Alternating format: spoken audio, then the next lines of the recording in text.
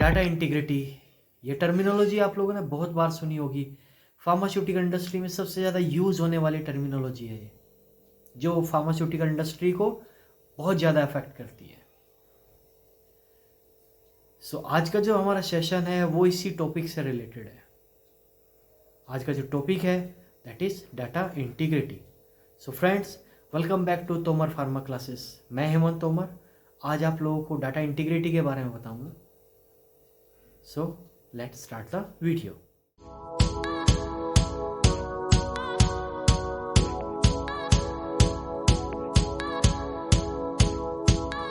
Data integrity pharmaceutical industry में सबसे ज़्यादा यूज होने वाली टर्मिनोलॉजी है।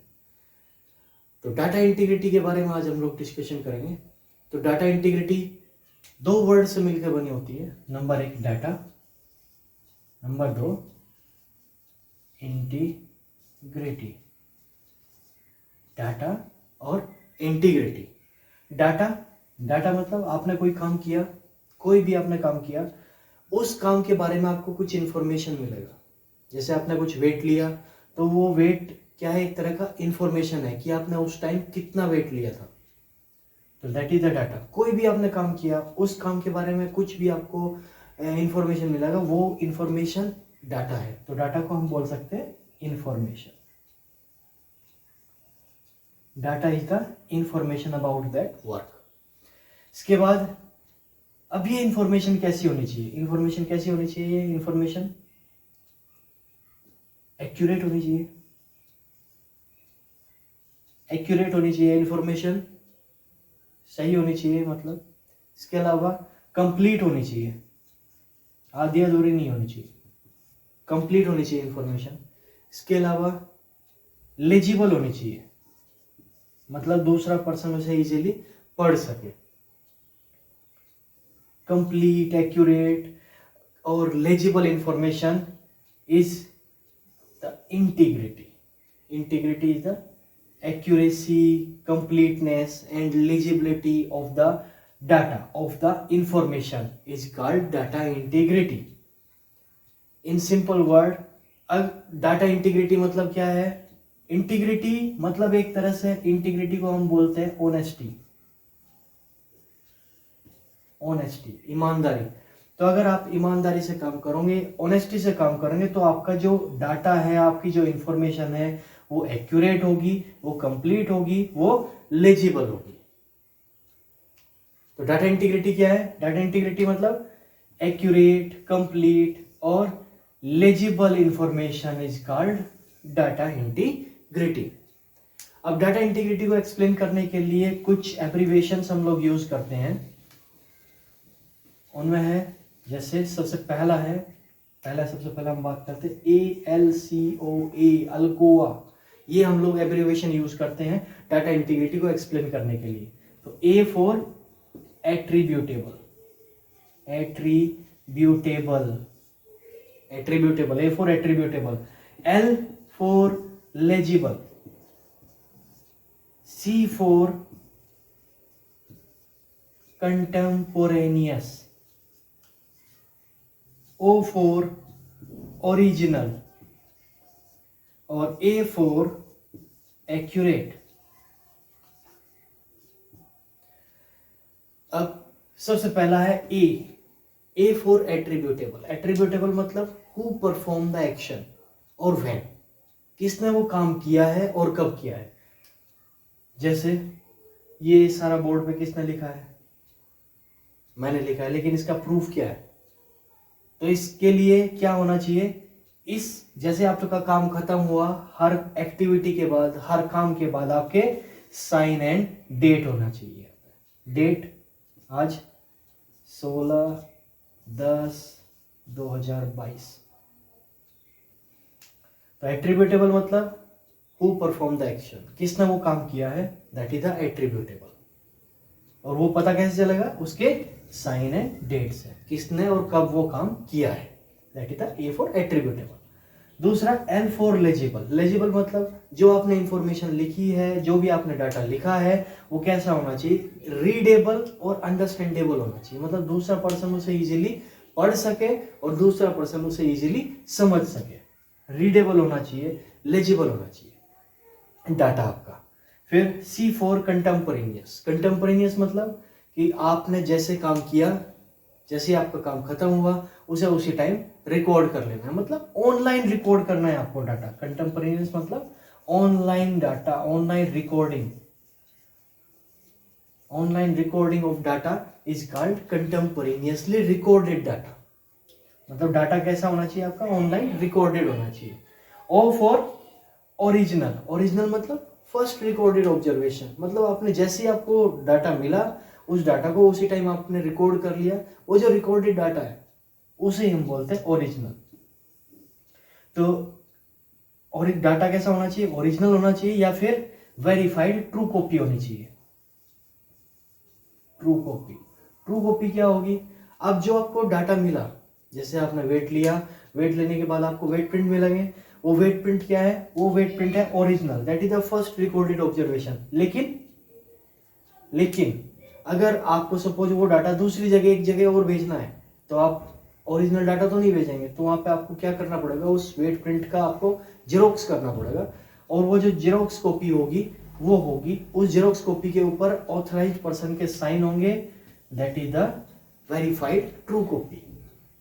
तो डाटा कैसा होना चाहिए, ओरिजिनल होना चाहिए या फिर वेरीफाइड ट्रू कॉपी होनी चाहिए। अब बहुत सारे इंस्ट्रूमेंट ऐसे हैं जो कि जिनके अंदर डाटा सेव होता है। ओरिजिनल की बात करें तो ओरिजिनल, बहुत सारे इंस्ट्रूमेंट ऐसे हैं जिनके अंदर डाटा सेव होता है, जैसे HPLC। जैसे HPLC हुआ, HPLC के अंदर क्या होगा, सॉफ्टवेयर से ऑपरेट होता है HPLC। तो HPLC के अंदर डाटा सॉफ्टवेयर के अंदर सेव होता है। जैसे कोई सीक्वेंस चला तो वो जो क्रोमेटोग्राम होंगे वो HPLC के अंदर सेव होंगे, सॉफ्टवेयर के अंदर सेव होंगे। तो वो जो सेव्ड डाटा है, सॉफ्ट कॉपी है, वो है ओरिजिनल। अगर आपने उसका प्रिंट आउट ले लिया, प्रिंट आउट लेने के बाद उसके ऊपर साइन डेट करने पड़ते हैं आपको, तो वो हो जाएगा वेरीफाइड ट्रू कॉपी।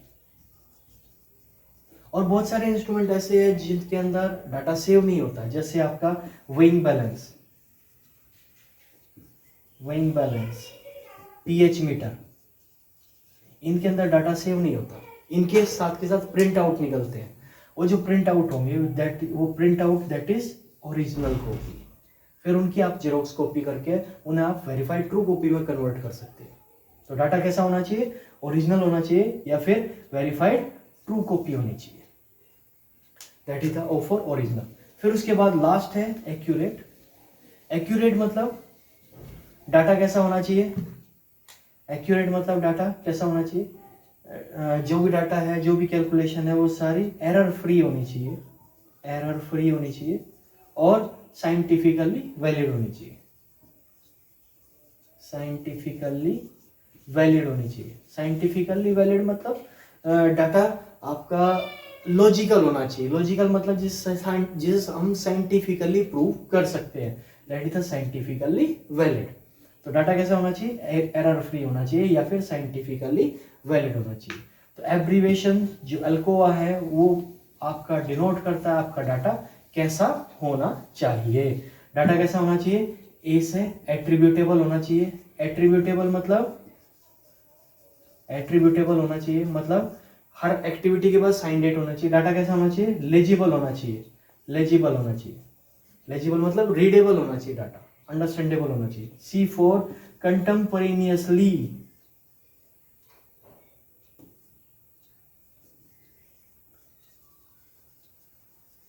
कंटेम्पोरेनियसली रिकॉर्डेड होना चाहिए डाटा, मतलब ऑनलाइन रिकॉर्डेड होना चाहिए आपका डाटा। और O फॉर ओरिजिनल या फिर वेरीफाइड ट्रू कॉपी होनी चाहिए डाटा, फर्स्ट रिकॉर्डेड ऑब्जर्वेशन होना चाहिए। या फिर A फॉर एक्यूरेट आपका डाटा होना चाहिए, मतलब एरर फ्री होना चाहिए, साइंटिफिकली वैलिड होनी चाहिए। अब कुछ पॉइंट्स है, कुछ टर्मिनोलॉजीज थी या कुछ हम लोग बोले पॉइंट्स जो कि कवर नहीं हुए, और इसके अंदर मैंने बताया था स्टार्टिंग में आपको डाटा इंटीग्रिटी क्या है, कि आपका एक्यूरेट, कंप्लीट और legible information, is the complete data integrity, मतलब डाटा आपका इंटीग्रेटेड होना चाहिए, डाटा इंटीग्रिटी होनी चाहिए। अब डाटा इंटीग्रिटी में कुछ और एडिशन किया गया, तो उसमें बन गया वो Alcoa plus, ALCOA, Alcoa plus. इसमें ऐड किया गया कंप्लीट। डाटा कैसा होना चाहिए आपका, जो भी इंफॉर्मेशन है वो सारी कैसी होनी चाहिए, कंप्लीट होनी चाहिए।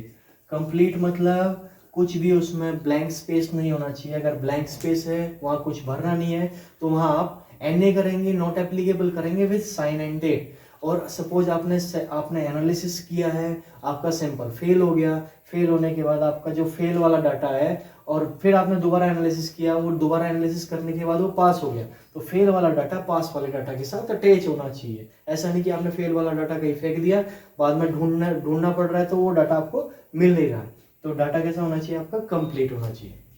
इसके बाद कंप्लीट के बाद कंसिस्टेंट होना चाहिए डाटा। कंसिस्टेंट मतलब सीक्वेंस में आपका डाटा होना चाहिए, सीक्वेंस वाइज होना चाहिए आपका डाटा। मतलब जिस डेट में आपने काम किया है, डेट वाइज आप अपने डाटा को सीक्वेंसली अरेंज करेंगे, डेट वाइज आप अपने डाटा को सीक्वेंसली अरेंज करेंगे। देन उसके बाद एंड्यूरिंग। एंड्यूरिंग मतलब डाटा आपका लॉन्ग लास्टिंग होना चाहिए। लॉन्ग लास्टिंग मतलब डाटा आपका लंबे समय तक टिकना चाहिए।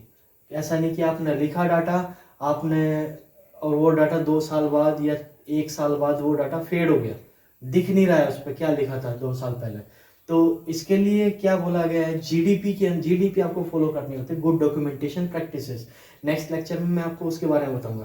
तो जीडीपी आपको फॉलो करनी होगी। जीडीपी में बोलते हैं कि आपको पेंसिल या फिर ऐसी इंक वाले पेन आपको यूज नहीं करने जो इजीली इरेज हो सके। तो इसके लिए क्या यूज करना है, इंडेलेबल इंक वाले बॉल पेन आपको यूज करने हैं।